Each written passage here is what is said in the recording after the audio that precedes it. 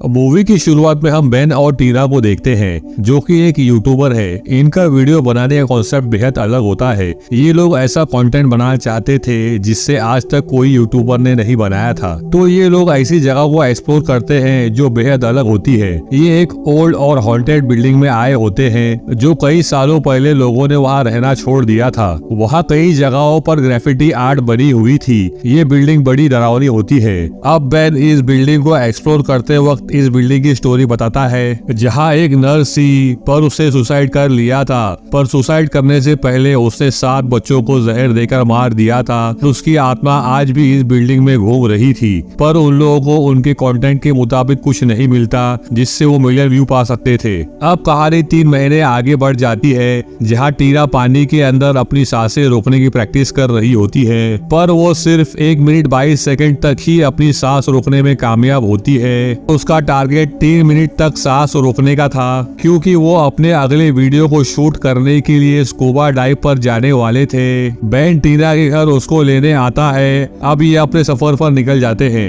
ये अब अपने डेस्टिनेशन पर पहुंच गए थे पर जैसा इन लोगों ने सोचा था वैसा वहाँ कुछ भी नहीं था।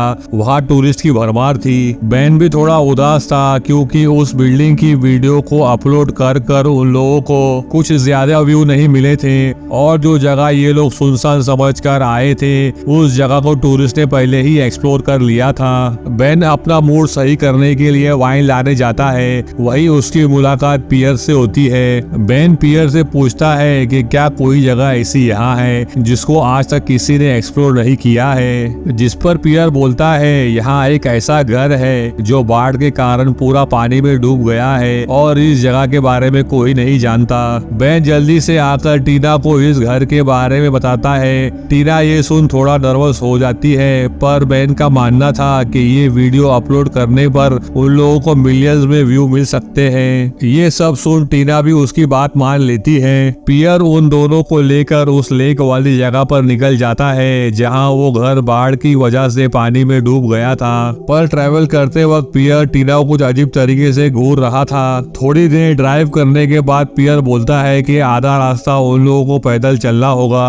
टीना पियर से उस जगह का नाम पूछती है जिस पर पियर बोलता है कि ये जगह कोई नाम नहीं है और ये जगह मैप पर भी नहीं मिलेगी। थोड़ी देर चलने के बाद वो उस लेक तक पहुंच गए थे। पियर बोलता है कि तालाब के अंदर उतरने के बाद वहाँ उन लोगों को सीढ़ियाँ मिलेगी। उससे उतरते ही उन लोगों को घर भी मिल जाएगा। सीढ़ियों के बारे में सुन टीना शॉक हो जाती है। ये पानी में जाने की तैयारी करते हैं और अपने वाटर ड्रोन को भी साथ ले लेते हैं जिसका नाम बेन ने टॉम रखा था। ये लोग अब तालाब की गहराई में उतरते जा रहे थे। इन लोगों के पास सिर्फ 50 मिनट की ऑक्सीजन टैंक थी। कुछ दूर जाने पर उन लोगों को सीढ़ियाँ दिख जाती है और आगे जाने पर उन लोगों को एक कार भी दिखाई देती है। पर पियर के मुताबिक ये जगह कई सालों से पानी के अंदर डूबी हुई थी तो उस कार की कंडीशन इतनी भी खराब नहीं थी। वो अब भी साफ सुथरी हालत में थी जैसे कुछ दिनों पहले ही वो पानी में डूबी हो। ये दोनों अब उस घर तक पहुंच गए थे पर वो घर हर जगह से लॉक था। अंदर जाने का कोई रास्ता नहीं था। किसी तरह उन लोगों को एक खिड़की मिल जाती है जहाँ से वो घर के अंदर चले जाते हैं। वो पहले ड्रोन को अंदर भेज उस जगह का मुआयना करते हैं। फिर सब ठीक होने पर वो भी घर के अंदर आ जाते हैं। घर के अंदर आकर वो देखते हैं घर की कंडीशन बिल्कुल ठीक थी, मानो घर अभी थोड़े दिनों पहले ही बाढ़ की वजह से डूबा हो। ये सब देख वो परेशान होते हैं पर फिर भी वो आगे जाना जारी रखे हुए थे। अब वो ऊपर वाले कमरे में आ जाते हैं। वहाँ कई सारे फोटोज थे। उसमें घर के ओनर, उसकी बीवी और उसके बच्चों की तस्वीर थी। वो दूसरे रूम में आते हैं। वहाँ भी बच्चों की फोटोज थी। वहीं पर 3 राइफल भी रखी हुई थी और वहाँ पर एक कपल सा फोटो भी होता है जिसे देख समझ आता है कि ये फैमिली एक हंटर फैमिली थी। और आगे बढ़ने पर टीना को कुछ अजीब सी आवाज आती है पर उसको लगता है बेन ने उसका मजाक किया होगा पर बेन ने ऐसा कुछ भी नहीं किया होता। ये देख टीना थोड़ा घबरा जाती है। फिर भी ये लोग घर को एक्सप्लोर करना जारी रखे हुए थे। अब उन लोगों को पियानो बजने की आवाज आती है। आवाज सुन वो घबरा जाते हैं पर बेन हिम्मत कर पियानो चेक करता है पर पियानो तो टूटे फूटे हालत में था। ये अब किचन में आ जाते हैं। स्टैचू के पीछे एक खुफिया दरवाजा होता है। अंदर आने पर वहाँ डेड बॉडीज को चेन में लॉक कर रखा हुआ था। डेड बॉडीज को देख टीना बेहद घबरा जाती है और वो डर की वजह से ऑक्सीजन ज्यादा यूज कर रही होती है। तो बेन उसको शांत करने की कोशिश करता है क्योंकि उसको अब भी घर को एक्सप्लोर करना था। टीना अब शांत हो जाती है। बेन डेड बॉडीज को देखता है जिनके चेहरे को आयरन मास्क से ढका हुआ था और सारे बॉडीज चेन में बंधी हुई थी।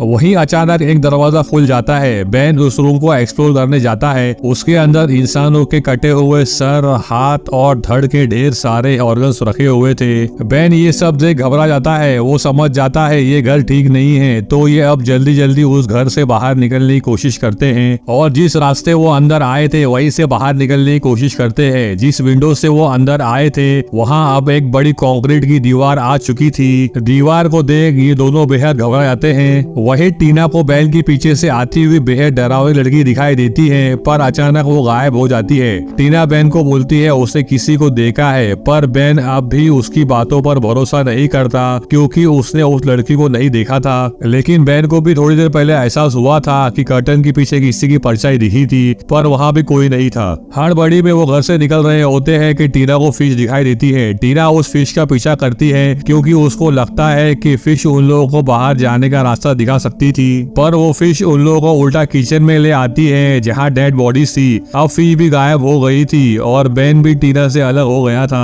टीना ये सब देख अपना आपा खो देती है। वहीं बाहर निकलने का रास्ता था, पर वो आयरन रॉड होने की वजह से बाहर निकलना नामुमकिन था। तभी अचानक डेड बॉडीज गायब हो जाती है, जिससे अब उसका डर बेहद बढ़ चुका था और डर के मारे वो चेन में फंस जाती है, जिसकी वजह से वहाँ लटका हुआ हुक उसके पैर में घुस जाता है। बेन भी अचानक आ गया था। वो आकर उसको संभालता है। टीना बोलती है डेड बॉडीज यहाँ से गायब हो गई है, जिस पर बेन बोलता है बॉडीज तो यही हैं जो अब टीना को भी दिखाई दे रही थी। बेन को उन डेड बॉडीज पर शक होने लगता है, तो वो उन लोगों के चेहरे का मास्क हटा देता है। वो डेड बॉडीज घर के ओनर और उसकी बीवी की थी। तभी वो बॉडीज पलक झपक कर जिंदा हो जाती है। ऐसा होता देख ये डर कर भागने लगते हैं। उन लोगों को चिमनी दिखाई देती है तो उसमें से भागने लगते हैं और एक रस्सी से वो एक दूसरे को बांध लेते हैं जिससे वो अलग ना हो पाए। पर जैसे ही वो चिमनी के ऊपर जाने लगते हैं, चिमनी का मलबा टूटकर उन लोगों पर गिरने लगता है, जिससे वो दोनों नीचे गिर जाते हैं और टीना बेहोश हो जाती है। उसको होश आने पर बेन वहाँ नहीं होता। वो अपनी रस्सी काट कर बेन को ढूंढने लगती है। बेन ओनर की बेटी सारा के रूम में लॉक हो जाता है। तभी उसको घर के ओनर की फैमिली की फोटो दिखाई देती है जिसमें पियर भी था। पियर को देख बेन के होश उड़ जाते हैं। पियर भी इसी घर का मेंबर था। उसने झूठ बोलकर इन लोगों को यहाँ फंसाया था। तभी सारा भी वहाँ आ जाती है। उससे डर कर वो बेड के नीचे छुप जाता है। बेन को लगता है सारा उसको ढूंढ नहीं पाएगी। तभी अचानक सारा उसके सामने आ जाती है और यही सीन कट हो जाता है। अगले सीन में हम टीना को देखते हैं जो बेन को ढूंढते हुए सारा के रूम में आ जाती है। बेन उसको मिल जाता है, पर अब वो पहले वाला बेन नहीं होता। वो बहकी बातें कर रहा था। वो पॉजेस हो चुका था। वही बेन का ऑक्सीजन लेवल 12% था, तो टीना का ऑक्सीजन लेवल सिर्फ 8% रह गया था। बेन अजीब तरीके से टीना को बोलता है मुझसे पहले तुम मर जाओगी। टीना समझ जाती है बेन को कुछ तो हुआ है। तभी टीना को महसूस होता है कि उसके सूट में कुछ घुस गया है। सूट से होते हुए वो टीना के मुंह तक आ गया था। वो एक सांप था। टीना बेहद घबरा गई थी। बेन टीना को बोलता है अपना मुंह खोल लो और इस सांप को अंदर जाने दो, पर टीना ऐसा नहीं करती। वो अपने मास्क को हटाकर उस सांप को भगा देती है। बेन टीना को घर के हॉल में ले आता है। वहाँ अपने आप प्रोजेक्टर पर वीडियो शुरू हो जाती है जिसमें घर का ओनर बच्चों के शरीर को चीर फाड़ कर रहा था। बेन बोलता है ये दोनों गांव के बच्चों को पकड़कर उन लोगों की बलि दिया करते,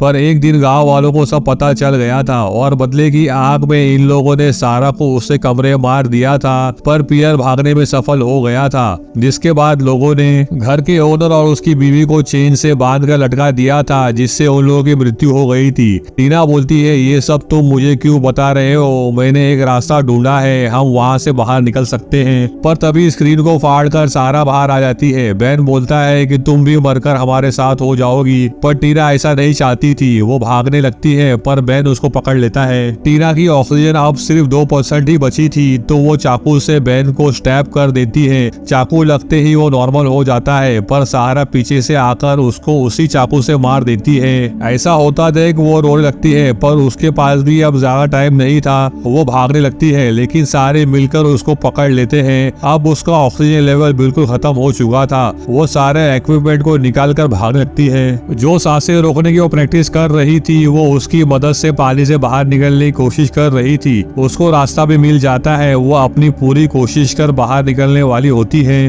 वो अपनी हिम्मत तोड़ देती है। अब सारा पानी उसके उसके नाक और मुंह के जरिए उसके शरीर में चला जाता है, जिसके बाद वो भी मर जाती है। बाहर हम देखते हैं पियर ने 2 और टूरिस्ट को फंसा कर ले आया था और यह इस मूवी का एंड हो जाता है।